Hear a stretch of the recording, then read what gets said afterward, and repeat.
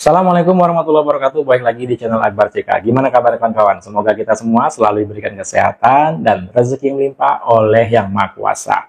Ini ada yang lagi viral nih ya. Para pembenci Pak Jokowi ini nampaknya sudah pada panik. Ketika Pak Jokowi menabuh genderang perang, para pembencinya udah pada panik ya. Abraham Samad mendadak di depan media, di depan publik meminta Pak Jokowi untuk mencabut laporannya di Polda Metro Jaya terkait ijazah palsu Pak Joko Widodo ya. Abraham Samad juga mendadak nih mengatakan kalau dia dengan Pak Jokowi adalah teman. Jadi Abraham Samad memohon dengan Pak Jokowi untuk mencabut laporannya terhadap Roy Suryo, Rizal Padilla, Dr. Tifa, Rismon dan lain-lain ya. Ini apakah bentuk kepanikan Abraham Samad? Abraham Samad takut terseret juga. Seperti yang kita ketahui, di podcastnya Abraham Samad ini setiap mengundang narasumber ya, itu menggiring opini ya, menarasikan yang jelek-jelek tentang Pak Jokowi dan keluarga Pak Joko Widodo. Dan kita juga akan mendengarkan penjelasan dari Pak Yas Subiakto terkait ijazah palsu dan juga tuntutan para jenderal purnawirawan TNI yang meminta Pak Pres Gibran itu diganti ataupun dicopot. Nah, seperti apa video selengkapnya? Tanpa berlama-lama, langsung aja kita simak videonya berikut ini. Ini adalah salah satu bentuk pembungkaman terhadap suara-suara kritis, dan ini sebenarnya melanggar hukum. Menurut hemat saya, apa yang terjadi terhadap Mas Roy Suryo, Rismon, Dr. Tifa, dan Fadila, ini adalah salah satu bentuk pembungkaman terhadap suara-suara kritis, dan ini sebenarnya melanggar hukum. Karena kebebasan orang untuk mengeluarkan pendapat itu dijamin oleh konstitusi. Jadi kalau orang paham tentang konstitusi, pemerintah paham tentang konstitusi, maka suara kritik tidak boleh dilawan dengan mengkriminalisasi seseorang lewat laporan ke kepolisian. Kriminalisasi. Kritik. Yang mana kritik, yang mana memfitnah, yang mana bikin gaduh. Masa nggak paham sekelas Abraham Samad yang pernah menjadi pimpinan KPK. Ini pura-pura nggak paham atau betul-betul nggak paham ataukah bentuk kepanikan?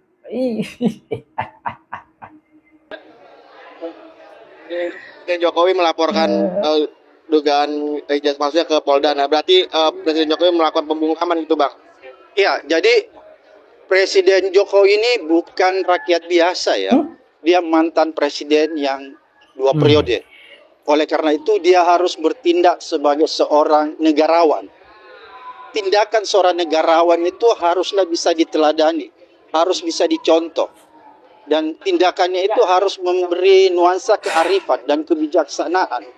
Seharusnya sebagai seorang mantan presiden, tidak elok rasanya Pak Jokowi melaporkan Roy, Rismon, Tifa, dan Fadila.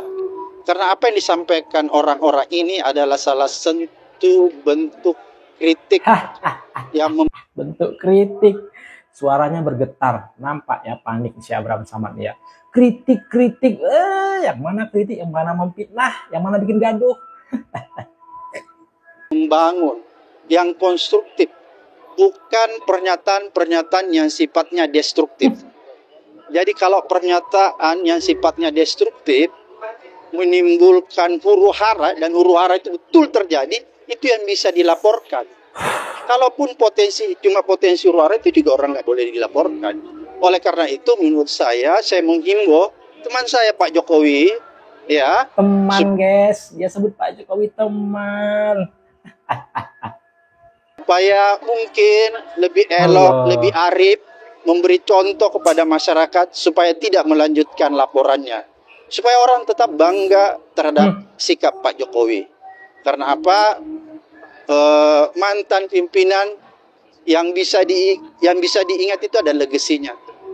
Kalau Pak Jokowi membuat atau meninggalkan legasi yang bagus, maka diingat. Tapi kalau Pak Jokowi meninggalkan legasi yang tidak elok, yang memalukan, maka orang tidak akan pernah mengingatnya. Gitu. Jadi sebaiknya laporan ini tidak dilanjutkan oleh Pak Jokowi.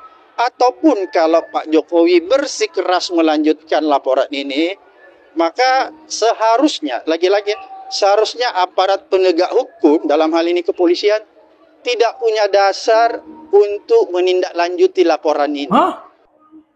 Pihak kepolisian tidak punya dasar untuk melanjuti laporan Pak Jokowi. Dari mana nggak ada dasar?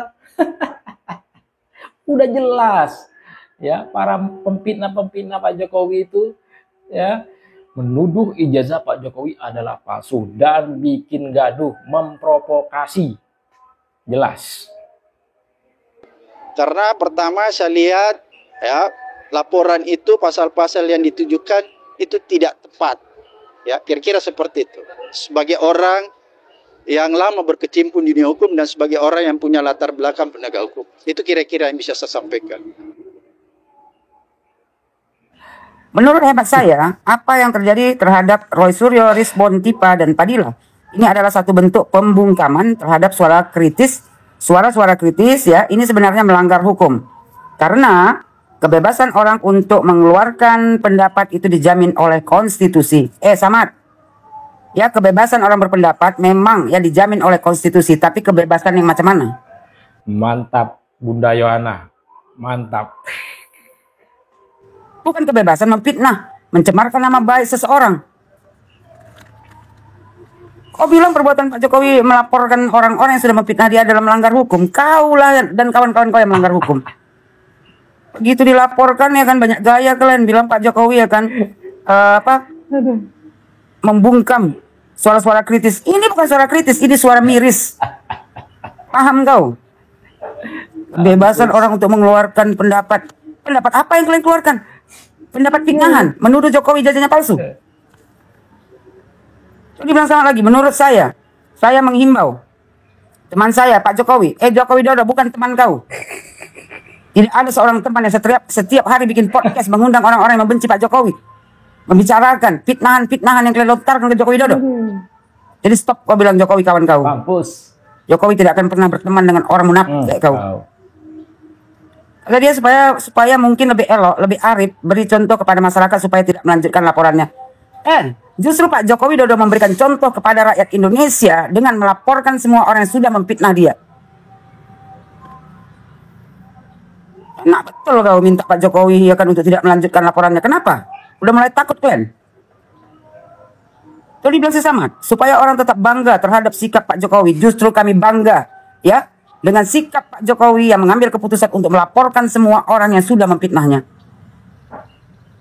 Kata dia, karena apa? Mantan pemimpin yang bisa diingat itu ada legasinya. Kalau Pak Jokowi membuat atau meninggalkan legasi yang bagus, maka diingat. Justru Jokowi Dodo meninggalkan legasi yang bagus. Tapi kalau Pak Jokowi meninggalkan legasi yang tidak elok, yang mana legasi Pak Jokowi yang tidak elok? Yang melaporkan semua yang memfitnah dia.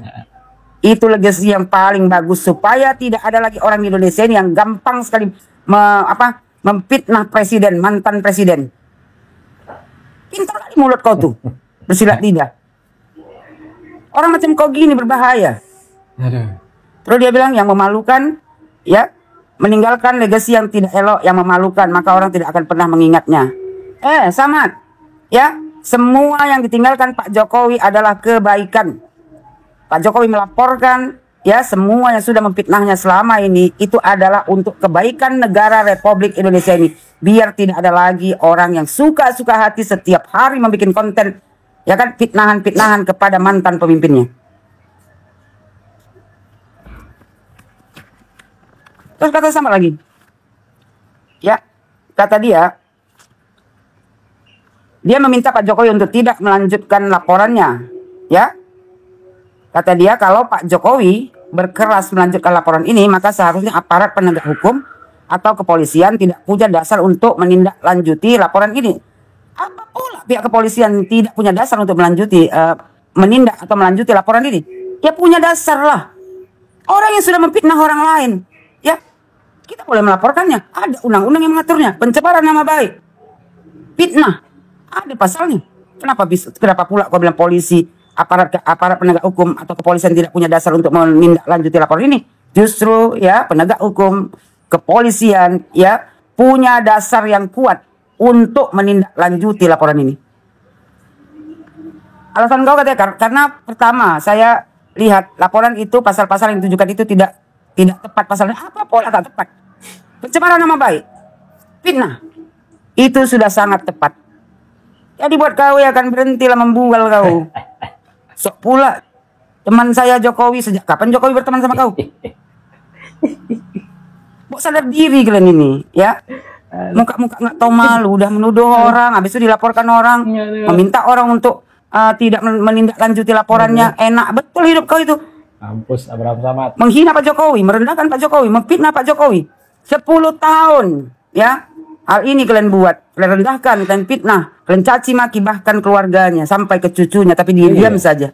Karena apa? Kalau waktu dia menjadi presiden, dia melaporkan kalian, ya pasti pemikiran negatif tuh besar. Oh dia presiden, ya dia punya kuasa. Kalau seandainya yang dilaporkannya orang-orang itu ketangkap.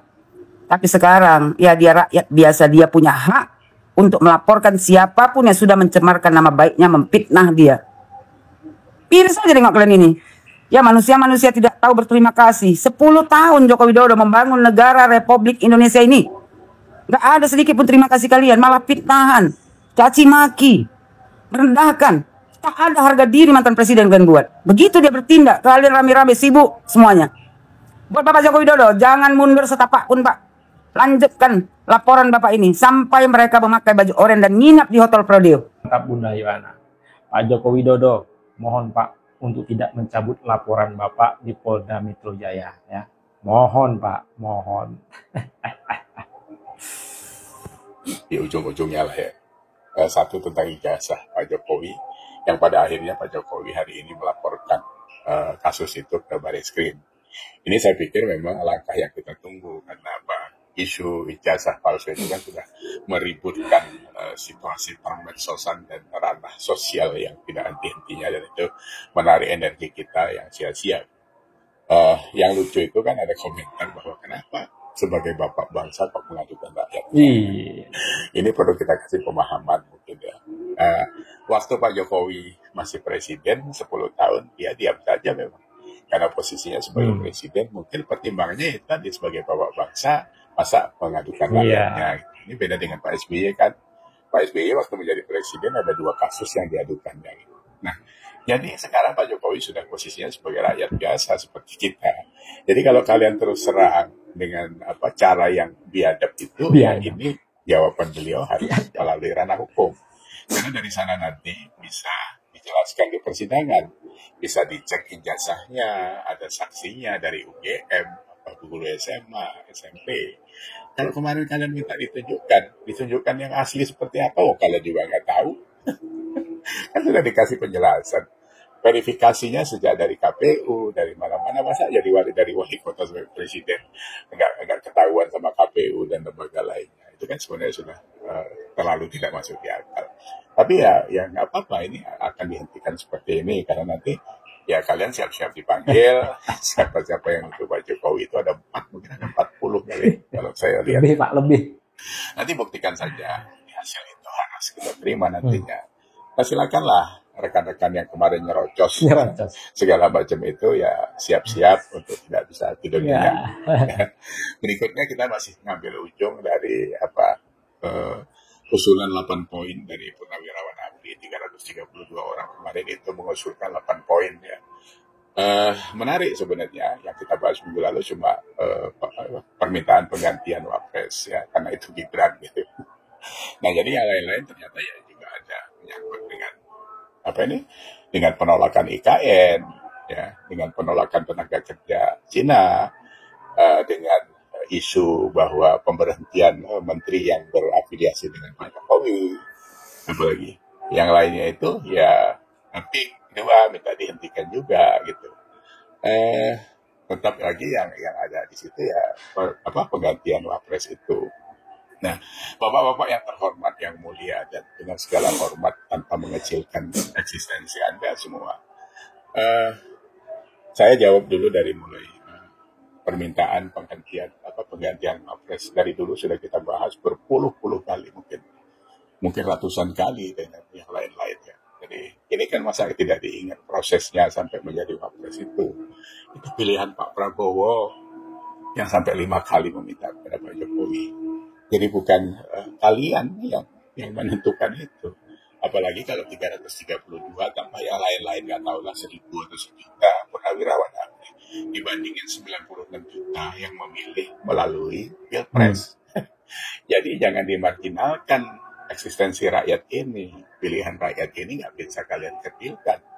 Karena kemarin kalian ngumpul dengan Anies, terus Pak Sutiyoso ngomong tentang kalau Anies jadi presiden nanti tidak mungkin semuanya dirubah dan sebagainya. Kapan mau jadi presidennya? Gitu kan. Ini udah lewat, bos.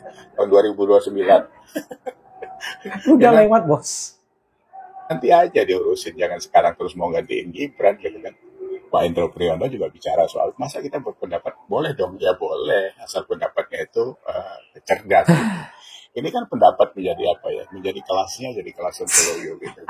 Sampai bapak-bapak masa nggak lihat di medsos jadi dimarginalkan netizen seperti itu, masa nggak mau?